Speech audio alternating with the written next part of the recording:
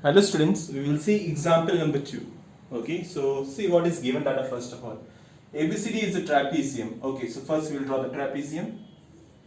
Okay, stepwise we will go. Like this we have drawn the trapezium. You can start from here also, A, B, C, D, anywhere. Okay, but it is given what AB is parallel to CD. So if I name it as AB, it is parallel to CD. So here you will write CD. A, B, C, D. Okay, AB is parallel to what? CD. Then E and F are the point on side AD and BC. So E will be on this side AD. So on AD, E point is there, and on BC we have F. So join this EF. So after joining this EF, okay, what it is given then? It is given AF is parallel to ABE.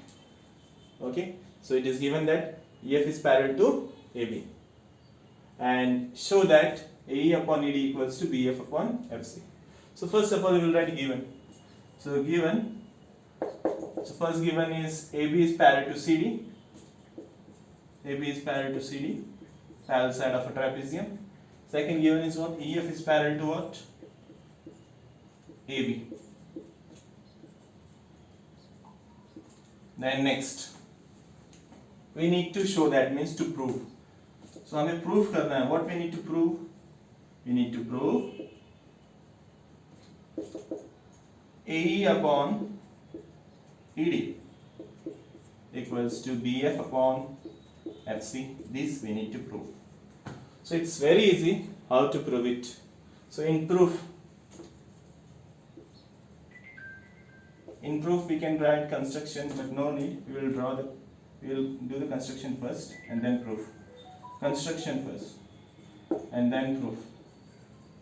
Why we are doing construction? Because we have to apply the basic proportionality theorem. Okay, so, and here you can't see any triangle, we will convert into triangle. Either join BD or join AC. So I am joining this AC. I have joined what? AC. Cutting at point R. Join AC. Join AC, where AC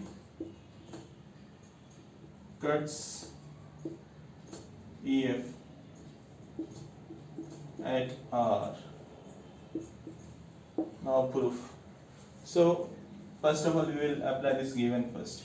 We know AB is parallel to CD. First given. Second given is what? EF is parallel to what? AB. This is second given. So from 1 and 2, what can we say? 1 and 2. It is given AB is parallel to EF. Yes, here. EF is parallel to AB means one and the same. AB is parallel to EF. Then AB is parallel to CD. So AB is parallel to what? CD. So you can see these three are parallel to each other. So from 1 and 2, AB is parallel to, CD is parallel to EF. Name this as 3. Name this as 3. From 1 and 2, we can say AB is parallel to, CD is parallel to EF. Okay, so after this, we will take a triangle ADC. In triangle ADC, so what we are getting? This side I will write. So we are ready to write this side. So first, in triangle ADC, you can say what? EF is parallel to DC. EF is parallel to DC. That is nothing but, you can say it is, write that is down only. That is ER is parallel to DC. ER is parallel to DC. It's what? Given only, right? Is it given? No. You can say from 3. From 3. Okay, so it is proved above. Okay, so from 3 we have written this. So by basic proportionality theorem, by BPT, what can you say? AE upon ED equals to AR upon RC. AR upon RC.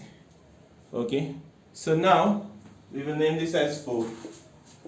AR upon RC, AE upon ED. Now, we'll apply BPT to this triangle, triangle ABC or CBA.